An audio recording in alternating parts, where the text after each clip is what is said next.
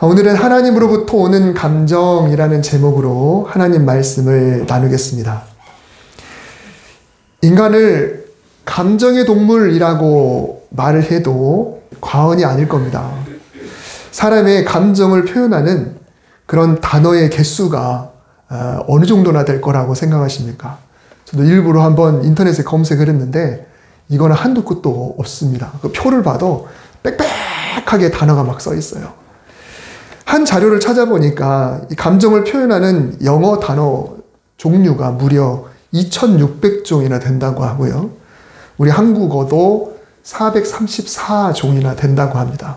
그러니까 우리가 생각할 때는 그냥 대충 추려서 이렇게 기쁨, 슬픔, 좋음, 싫음, 공감, 공포, 두려움, 사랑 이렇게 몇 가지를 이렇게 할 수 있겠지만 거기에도 뭔가 좀 엄청나게 확장이 되나 봐요. 사랑이라고 해도 연민도 있을 수 있고 애정도 있을 수 있고 다양하죠. 네. 윤리 시간에 배운 기억으로는 유교에서 인간이 가지고 있는 감정의 7가지 요소를 희로애락 애오욕, 예전에 그렇게 외웠던 기억이 납니다. 기쁨과 분노와 슬픔, 즐거움, 사랑, 증오, 욕망 이렇게 구분을 지었죠. 어떻게 보면 이 7가지 혹은 8가지 여기서 거의 확장되는 게 우리 감정이 아닌가라는 생각을 해봅니다. 그래도 이렇게 수백 가지, 때로는 영어에서는 수천 가지로 말하는 이렇게 그렇게 많은 단어들을 크게 한 2가지 정도로 압축을 해보면 좋은 느낌과 좋지 않은 느낌으로 이렇게 구분할 수 있을 겁니다. 그런데 좋은 느낌의 단어는 28% 정도고요. 그리고 좋지 않은 느낌의 단어들은 나머지 72%라고 해요. 그러니 사람의 마음이 어디에 더 쏠려 있는가라는 것을 좀 더 느끼게 됩니다. 우리도 하루를 살아가면서 한번 생각해 보면, 인생을 놓고 한번 생각해 보면 과연 나에게 좋은 쪽의 생각과 좋지 않은 쪽의 생각 중에 얼마나 많은 부분이 둘 중에 어디에 할애되고 있는지 우리가 한번 떠올려 볼 수 있습니다. 그런데 단어 자체는 좋은 의미라 할지라도 그 쓰임새가 항상 좋은 것만은 아니고요. 또 나쁜 의미의 단어라고 할지라도 항상 나쁜 것만은 아닙니다. 예를 들어서 기쁨이라는 단어를 한번 생각해 봅시다. 기쁨 얼마나 긍정적이고 좋은 감정입니까? 여기에 무슨 부정적인 게 있을 수 있을까? 라는 생각을 해보죠. 그럼 호갱이라는 단어를 아십니까? 손님을 끌기 위한 행동을 호객행위라고 하죠. 근데 이 호갱이란 말은 호구 플러스 고객을 더해서 호객인데 이거를 빨리 부르다 보니까 호구 고객님, 호구 고객님, 호객님 하다 보니까 호갱이라는 단어가 생겼습니다. 물론 손님은 저 사람이 나에게 정말 예의를 갖춰서 이렇게 대하는구나 라고 생각하지만 그 손님을 대하는 사람은 저 사람 어떻게 잘 속여서 이걸 팔아볼까 라고 하는 거죠. 그 사람의 기쁨은 뭔가요? 자기 이익을 위해서 저 사람을 속여서 정말 뜯어먹음을 통하여서 저 사람이 제대로 속아 넘어갔을 때 찾아오는 기쁨. 기쁨만 말하면 참 좋은 건데 이럴 때의 기쁨은 뭔가 좋지 않은 것이죠. 반면에 미움이라는 것도요. 미움은 참 좋지 않은 말이죠. 미움. 누가 말을 해도 안 좋은 겁니다. 그러나 좋지 못한 행동이나 조치 혹은 불의와 부당함에 대해서 자연스럽게 일어나는 미움. 그런 저 사람이 어떻게 저런 짓을 할 수가 있지? 라고 하면서 생각나는 그런 떠오르는 미움 이런 것들은 어떻게 보면 좀 긍정적이지 않을까라는 생각도 해봅니다. 저는 운동을 좋아하다 보니까 지금 아시안컵 축구가 계속 방송되고 있잖아요. 그래서 우리나라가 60 몇 년 동안 우승을 못했다고 하죠. 올림픽에서는 아시안게임에서는 우승을 했지만 월드컵에서는 항상 나가지만은 유독 아시안게임에서는 우승을 못해요. 근데 이번에 4강까지 갔습니다. 어제 이란과 일본이 8강전을 했는데 정말 안타깝게도 마지막에 일본이 페널티킥을 내줘서 2대1로 졌어요. 근데 제 입가에 왠지 미소가 떠오르는데 이 미소를 좋은 거라고 해야 될지 혹은 안 좋은 거로 해야 될지 우리나라는 연장전에, 루즈타임에 이렇게, 동점골을 넣어가지고 결국은 역전까지 해서 이겼는데, 일본은 잘하다가 막판에 졌는데 왜 이렇게 속이 기쁜지. 근데 이 기쁨이 과연 좋은 겁니까? 나쁜 겁니까? 혹은 어떤 일본에 대해서 미워하는 마음을 놓고 볼 때, 우리나라의 입장으로 놓고 볼 때 이게 좋은 겁니까? 안 좋은 겁니까? 같은 마음을 품더라도 결론은 그런 것 같습니다. 그 마음이 어디에서 비롯된 건가? 기쁨이라고 한다면 그 기쁨이 어디에서 나오는 건가? 미움이라고 하면 그 미움이 어디에서 나오는 건가에 따라서 그게 좋은 것인지 나쁜 것인지는 또 다른 문제다라는 것이죠. 만약에 우리가 기쁘다 그러면 도대체 무엇 때문에 기쁘고, 그리고 그 기쁨이 어디로부터 나오는 것일까? 만약에 내가 슬프다라고 한다면 그 슬픔이 무엇 때문에 슬프고 또 어디로부터 나오는 슬픔인가? 이것을 우리가 한번 생각해 보았으면 좋겠습니다. 사울은 이스라엘의 초대 왕입니다만, 초대 왕은 그 당시 이웃 나라들의 왕들과는 많은 차이가 있었습니다. 나중에 물론 훗날에는 이웃 나라와 비슷해졌지만, 처음 사울이 기름 부음을 받아서 왕이다라고 됐을 때는 정말 왕 같지도 않았습니다. 이웃 나라는 왕권이 강력하고, 그리고 왕궁이 있고 상비군도 있었습니다. 반면에 사울은 기름 부음을 받았어도 아직은 사사시대의 연장선에 지나지 않았습니다. 사울은 여전히 자기 지파에서 평소에 하던 대로 살았습니다. 밭에서 소를 몰았고요. 그리고 아버지의 일을 돕는 그런 사람이었습니다. 그러던 차에 이방 민족인 암몬 족속이, 이제 이스라엘 땅의 동쪽에 있는 족속이 이스라엘 동쪽 요단강 건너편에 자리 잡은 갓 지파의 땅 길르앗 야베스 지역을 쳐들어왔습니다. 여러분 지도에 보시면 중앙에 별이 있죠. 그 부분이 길르앗 야베스입니다. 그곳으로 그 동쪽에 있는 암몬 족속이 쳐들어왔어요. 그래서 야베스 사람들은 이 암몬 족속이 너무 강하니까 일단 굴욕적인 협상을 해서라도 위기를 모면하려고 했습니다. 우리가 항복합니다. 당신들 말을 듣겠습니다. 우리가 너희들 섬기겠다. 그러니까 우리 연약을 하자. 이렇게 이야기를 했습니다. 하지만 암몬은 애초부터 협상할 마음이 전혀 없었습니다. 그래서 이렇게 말을 해요. 너희 백성 전체가 오른쪽 눈을 빼고 오면 그러면 언약을 맺겠다. 무슨 말입니까? 항복을 받을 생각이 전혀 없다는 말이죠. 오히려 조롱해서 자존심을 뭉개버리겠다라는 그런 의도가 거기에 담겨 있습니다. 그리고 야베스를 시작으로 해서 온 이스라엘을 모욕하겠다라고 이야기를 했던 겁니다. 그래서 이 길르앗 야베스, 이곳이 이스라엘 12지파 중에 갓 지파에 해당하는데, 이 야베스의 장로들은 일주일만 말미를 달라고 했습니다. 우리가 눈을 빼고 올 것인지 아니면 대항을 할 것인지 상의하고 결정을 내리겠다는 건데, 사실은 이 요단강 건너편으로 다른 지파들에게 도움을 청하려고 시간을 좀 벌어야겠다라는 생각을 했던 거예요. 그런데 이 소식이 가장 먼저 사울이 사는 지역으로 갔어요. 왜냐하면 사울이 그래도 어찌됐건 왕이 됐으니까요. 이 베냐민 지파, 사울은 베냐민 지파입니다. 한 중앙에 있죠. 갓 지파의 이웃이기도 합니다. 근데 이 소식이 베냐민 지파에 도착을 했을 때 오늘 본문 4절 말씀에 보면 백성들이 소리를 높여 울었다라고 했습니다. 사람의 감정 중에 슬픔이 나옵니다. 여러분, 말이 가져다주는 영향력은 굉장히 큽니다. 부정적인 말은 하는 사람도 하면서 부정적인 그 감정을 상하게 하고요. 또 듣는 사람도 역시 마음이 상하게 되죠.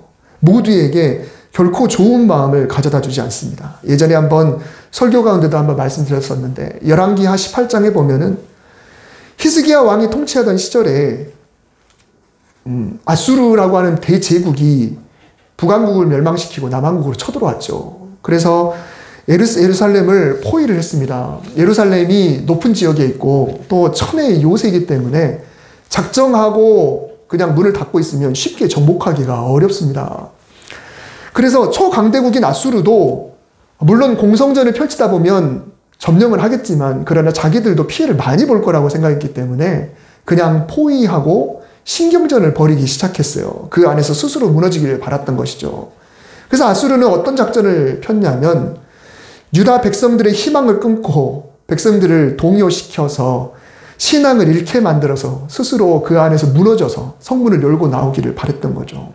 그래서 예루살렘 성 가까이 사람을 보내서 통역관을 대동하고 이스라엘의 언어로 고래고래 소리를 질렀습니다.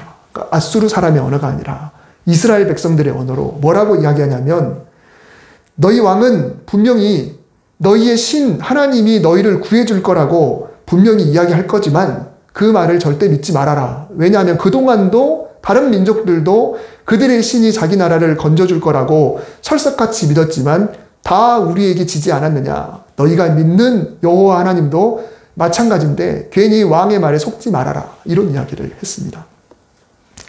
싸움을 앞두고 양측이 대치를 하면요. 보통은 대표자들끼리 나가서 이야기해요.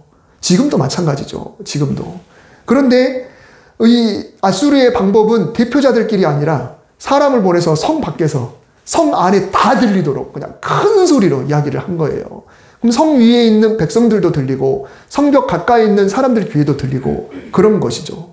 일부러 대놓고 소리를 질러서 군인뿐만 아니라 백성들의 심리까지도 흔들려고 했던 것이죠. 그래서 히스기야 왕은 사자를 보내서 제발 우리말로 이렇게 하지 말아라 라고 부탁을 하고요. 또 백성들에게는 아무런 응대도 하지 말아라. 너희들끼리 성 안에 있는 백성들끼리 서로 아무 이야기도 하지 말아라 라고 당부를 했습니다. 여러분 이게 얼마나 중요할까요? 그렇죠?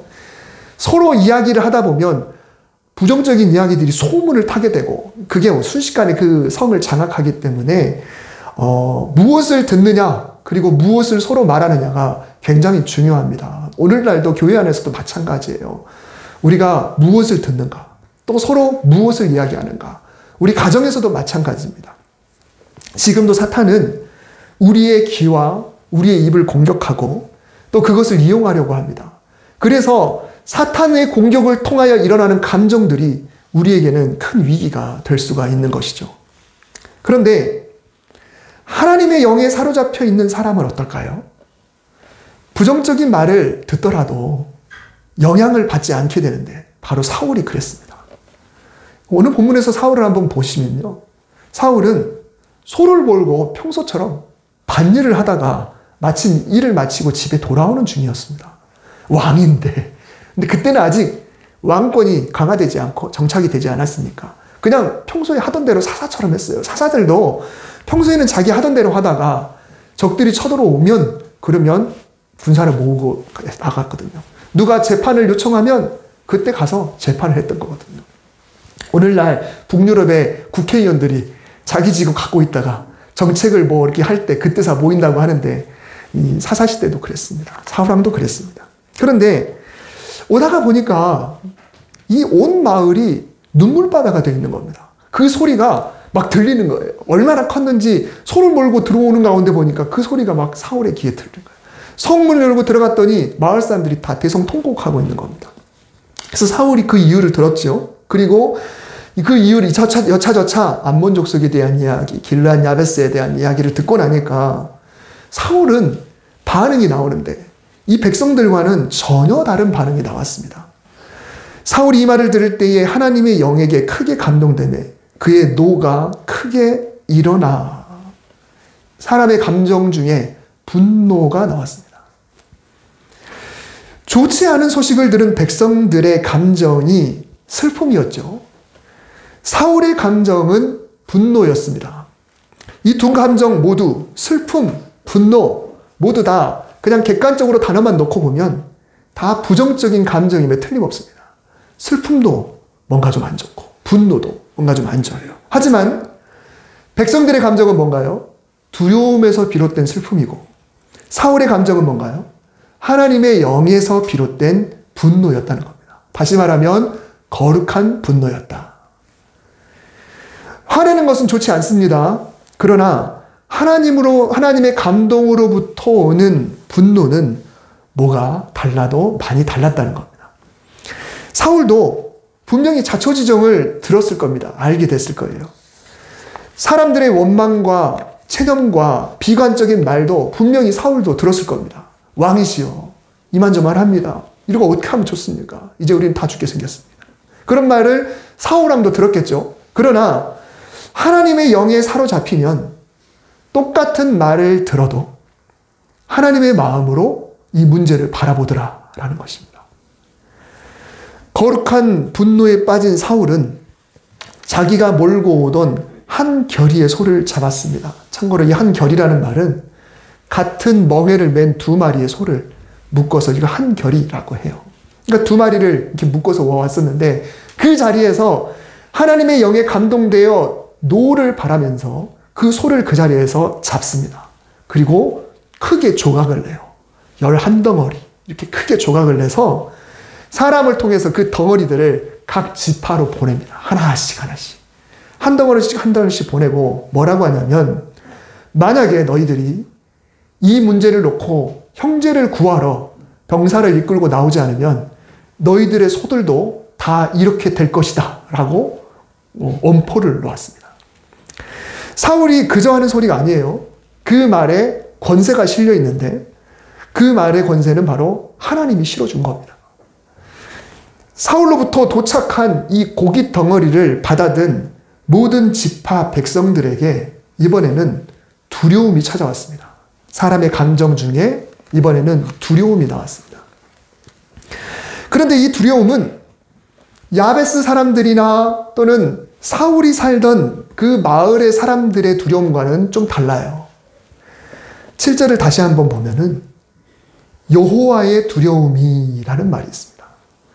두려움은 두려움인데 여호와의 두려움이 백성에게 임하였다. 여러분, 이 두려움이 무엇일까요? 아이고, 우리도 큰일 났네, 우리도 다 죽게 생겼네 라고 하는 두려움일까요? 하나님이 주시는 두려움은 뭐냐면, 먼저는 하나님을 경외하는 두려움입니다. 아, 이 명령이 하나님으로부터 나왔구나. 그 다음 하나님께서 세우신 사람에 대한 그런 경외의 두려움입니다. 아, 하나님이 드디어 사울을 통해서 일하시는구나. 그분의 말을 듣지 않으면 큰일 나겠구나. 그러면서 사울의 권위에 자기들을 낮추는 그런 두려움입니다. 사실 이 베냐민 지파는 이스라엘 지파 중에 한없이 낮은 그런 지파예요. 그리고 사울이 기름 부음을 받았음에도 불구하고 사울을 이렇게 얕잡아보고 또 이렇게 비난하는 무리들도 굉장히 많이 있었습니다. 아직 왕이 정착되지 않은 그런 시대였지 않습니까? 그런데 이 덩어리 하나 보면서 이 사울의 양에 대한 두려움이 생기게 되는 거죠. 그리고 내가 하나님의 일에 나서지 않으면 우리 공동체에 어떤 어려움이 찾아올지에 대한 그런 염려에서 비롯된 두려움이 그들에게 임했다라는 것입니다. 바로 하나님의 마음인 거예요.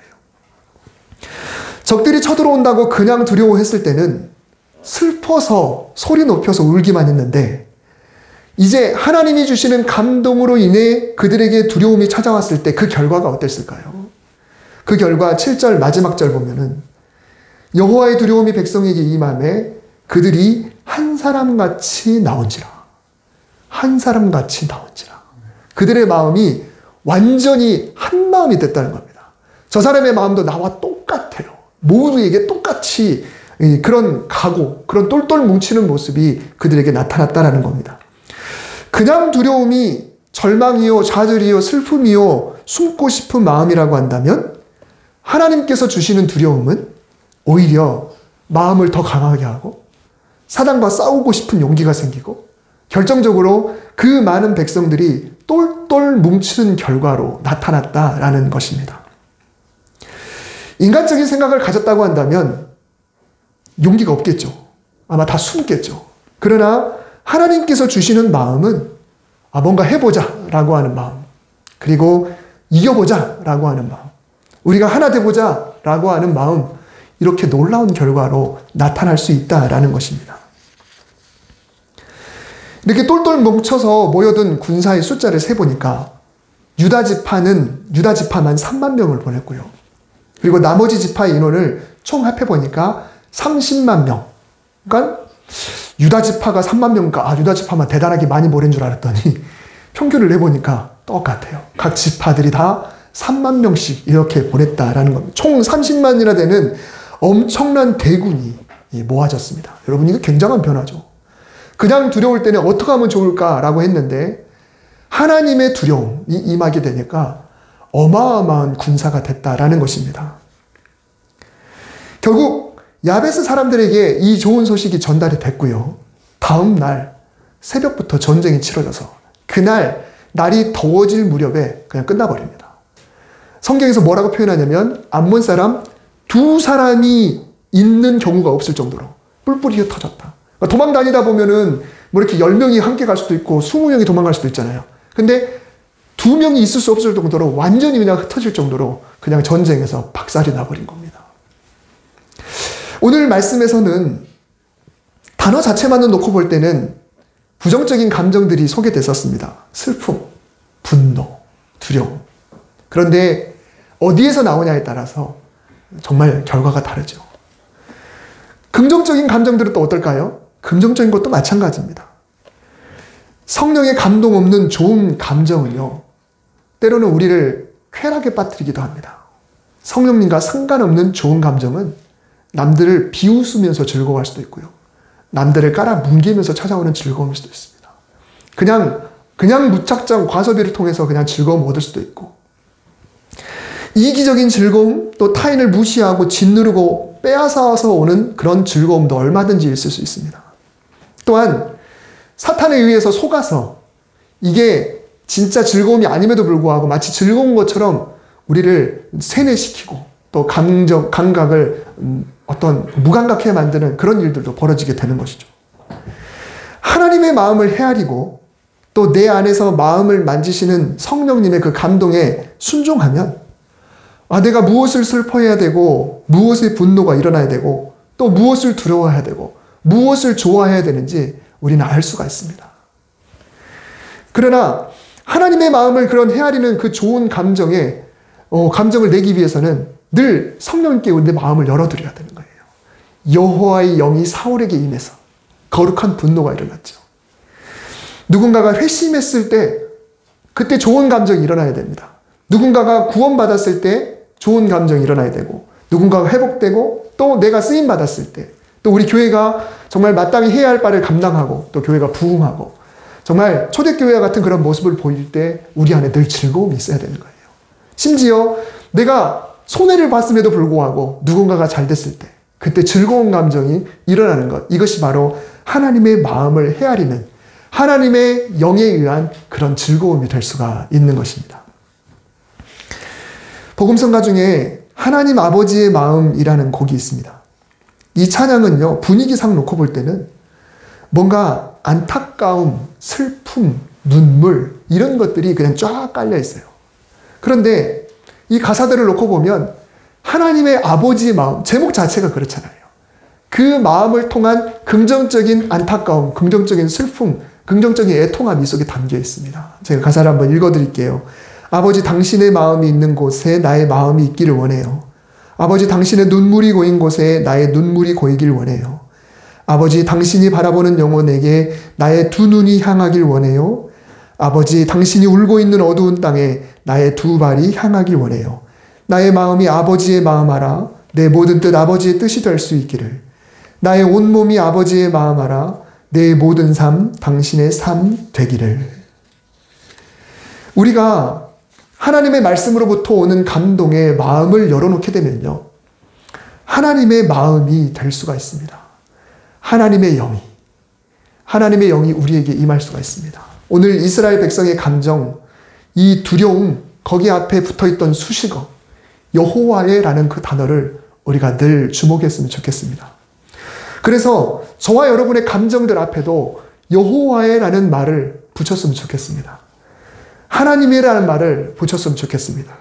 나에게 즐거움이 있다면 하나님의 즐거움, 행복이 있다면 하나님의 행복이, 긍휼함이 있다면 하나님의 긍휼하심. 심지어 부정적인 단어들도 마찬가지입니다. 나에게 만약에 분노가 있다면 하나님의 분노가, 슬픔이 있다면 하나님의 슬픔이, 하나님의 안타까움이, 하나님의 두려움까지 우리에게 임하게 된다면 우리가 품는 모든 감정들은 좋은 방향으로 나아가게 될 것이고, 그 감정이 사단을 무찌르고 그리고 세상을 변화시키는 데 귀하게 쓰임받게 될 것입니다. 이렇게 하나님의 영에 의한 감정이 저와 여러분에게 풍성하게 일어나서 두려웠던 이들이 큰 군사를 이루되 무려 30만이나 되는 사람들의 마음이 마치 한 사람처럼 나아갔던 것처럼 우리 교회 공동체에도 이런 놀라운 기적이 있기를 바랍니다. 우리가 한 마음, 한 사람인 것처럼, 우리 가족이 마치 한 사람인 것처럼 그렇게 나타나서 그 하나됨이 우리 삶 가운데 정말 놀라운 역사로 드러나게 되기를 주님의 이름으로 축복합니다. 기도하겠습니다. 하나님, 우리에게 많은 감정들이 있습니다. 오늘 말씀을 통해서 우리가 어떤 감정을 품어야 될지를 생각해 봅니다. 우리가 무엇 때문에 힘들어하고 무엇 때문에 슬퍼하고 있습니까? 또 무엇 때문에 좋아하고 웃고 있습니까? 사탄으로부터 오는 것, 부정적인 것으로부터 오는 것이 아니라 하나님으로부터 오는 즐거움, 하나님으로부터 오는 애통함, 아픔, 슬픔이 우리에게 차고 넘치게 하여 주셔서 그 하나님, 이 세상을 향하신 하나님의 마음이 우리를 통하여 드러날 수 있도록 주여 축복하여 주시옵소서. 하나님의 마음을 헤아리길 원합니다. 하나님의 감정이 우리에게 충만하길 원합니다. 예수님의 이름으로 기도드립니다. 아멘.